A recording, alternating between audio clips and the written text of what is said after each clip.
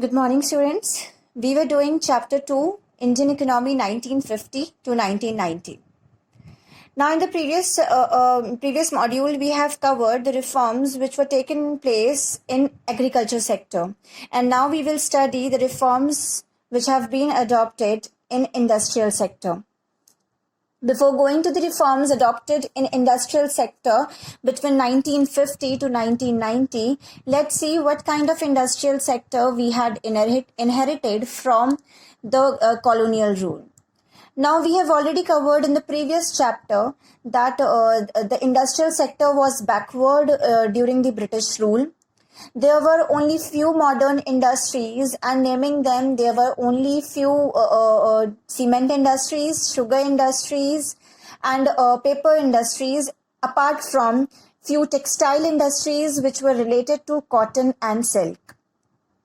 We have also studied that there was no capital good industry during the British rule in India, and the majority of policies adopted by the Britishers were focused for changing the India's status from exporter of finished good to exporter of raw material, and to make India's market a sprawling one for their finished goods, and thus converting India to become importer of finished goods. Now, in 1950, we had seen the Planning Commission coming up, and various reforms started coming up. In 1950, that is in the first 5-year plan, we had seen that our policy makers focused more on agriculture sector. The reason was our majority of population was dependent on agriculture. It was in 1956, that is, in second 5-year plan, the policymakers realized that the country cannot see the enough growth and the nation cannot become developed until we have a strong industrial base. And therefore, the question came in front of them was, what role is to be given to the government, that is to the public sector, and what role is to be allotted for private sector? And therefore, they decided public sector to give the leading role for industrial development. This was done because Indian industrialists did not had sufficient capital to invest for industrial development. Moreover, the market was not big enough. We were growing only. We were on the infant stage, and therefore there was risk involved, and none of the industrialists was wishing to enter into that particular risk, and therefore the policymakers decided to give the leading role to the public sector and to give the secondary role to the private sector.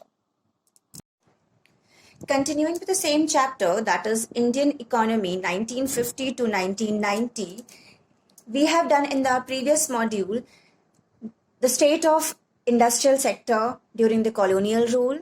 We also studied the leading role given to the public sector so that the industrial sector could become developed.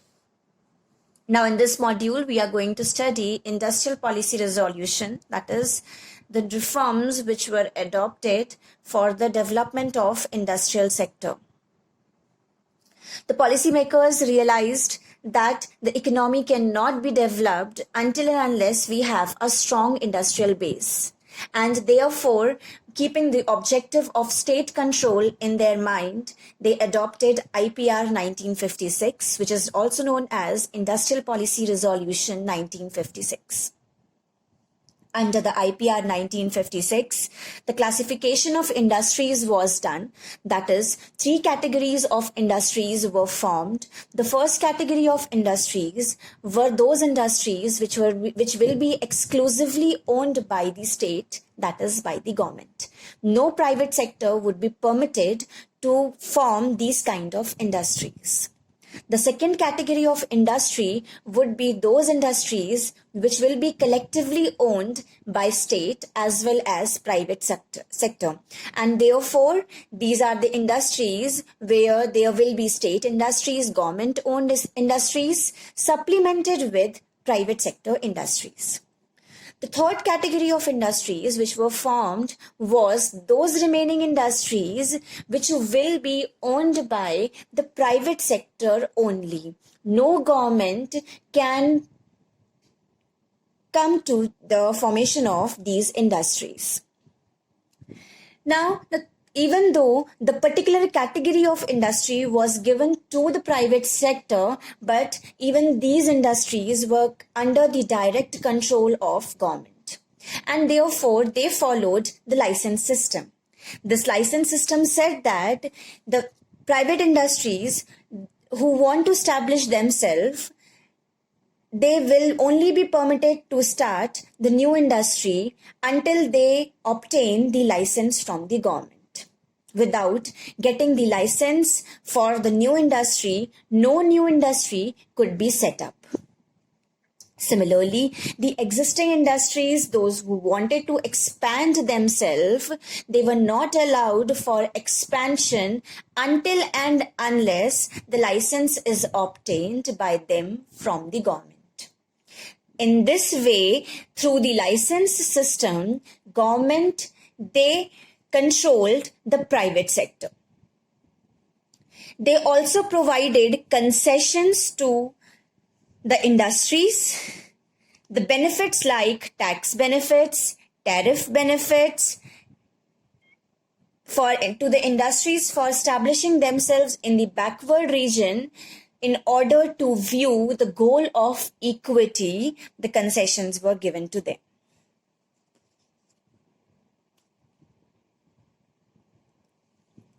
The protection and promotion of small-scale industries was done. A particular industry was promoted. These are those industries which have the maximum capital investment of 1 crore. In 1956, it was 5 lakh. Now, these industries were protected by the government. Production of goods were reserved for these small-scale industries, and along with this, concessions like lower excise duties, low interest rates on loans, etc. were provided to them so that they are protected from large-scale industries. Continuing with the same chapter, that is chapter 2 of Indian Economic Development, that is Indian Economy 1950 to 1990. In your previous class, we have done that what were the reforms which were adopted for the development of industrial sector in 1956. That is, IPR 1956 was adopted. In that, we have seen the fourth reform, that is the protection and promotion of small-scale industries. Now, today, we are going to study what these small-scale industries are. Small-scale industries are those industries which have the maximum investment limit of 1 crore. In 1950, this investment limit was 5 lakh rupees. Now, the question arises, why the government promoted these small-scale industries? The small-scale industries was promoted because of these special features. The first one is they generate employment.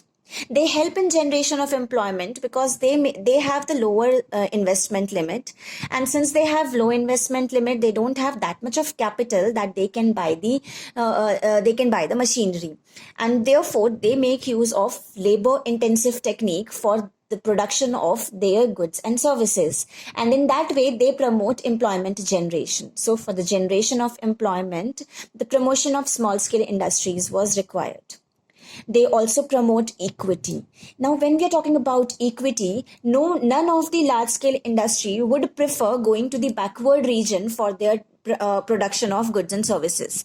Reason because they will have to incur heavy transportation cost, there the management cost would be different, and in that way the cost increases for the large scale industries, and therefore they do not prefer to go to the backward regions. When it comes to the small scale industries, these are those industries with small capital.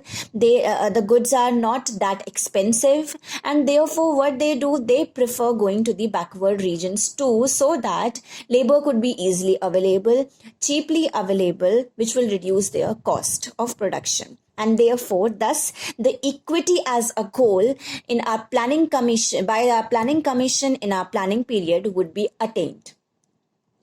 The third feature of small scale industry is it promotes equality. When we talk about equality, it's between the small investor and the large investor. The small investors cannot invest their money in the large scale industries because they do not have that much of capital. So what they do, the government provided the option of small scale industries. The ones who are the small investors who have the small amount to invest in their business, what they can do, they can establish their small scale industries. They also provide the room to all the small scale investors to put their money at one place altogether. And that is how it promotes equality among the small investors and the large investors, where the large investors could invest in large scale industries, small investors can invest in small scale industries. Now, how the protection was provided to these small scale industries?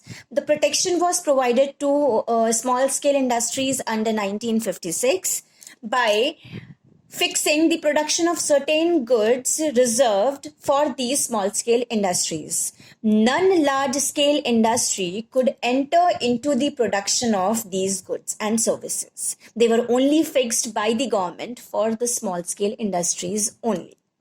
Then the concessions were provided to them. These concessions are certain benefits which are provided to these industries, like for example tax benefits were given to them, low electricity rates would be charged from them, or any other benefit was provided to these kind of industries.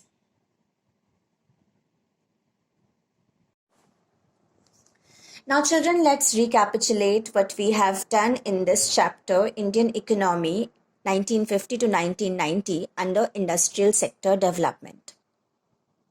We have seen that the public sector was given the leading role and it was the private sector who was given the secondary role. The reason was that the industrialists were not having that much of capital to invest in the Indian market, and also the market was not big enough because we were on the infant stage of industrial sector. We had also seen that in 1956, Industrial Policy Resolution was introduced. This was done as policymakers realized that the economy cannot grow until and unless the strong industrial base is set up. Under the IPR 1956, the classification of industries was done. Broadly, these industries were categorized into three categories. First category of industries were to be exclusively owned by the government. Second category of industries could be owned by both state, that is government, as well as by the private sector. And the third category of industry were to be exclusively owned by the private sector. We had also seen that even though the third category of industry was formed, particularly owned by the private sector, but the private sector was under the direct control of the government through license system. According to this license system, any new industry who wants to get established, they required to get the license from the government and only then they can be established.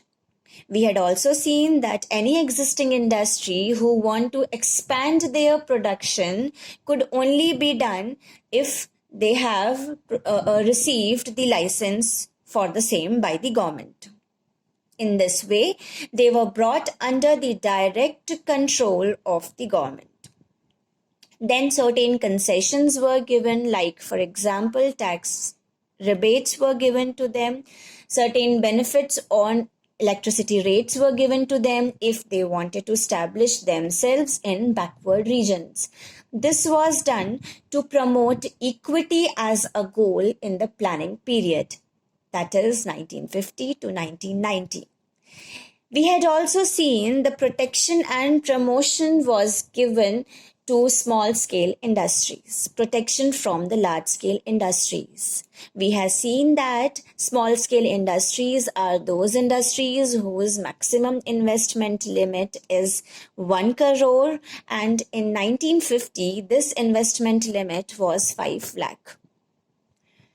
They were promoted because they help in generation of employment, they help in promotion of equity and equality. They were promoted by making production of certain goods reserved for small scale industries and by providing them certain concessions. This was what we have done in this chapter under the development of industrial sector.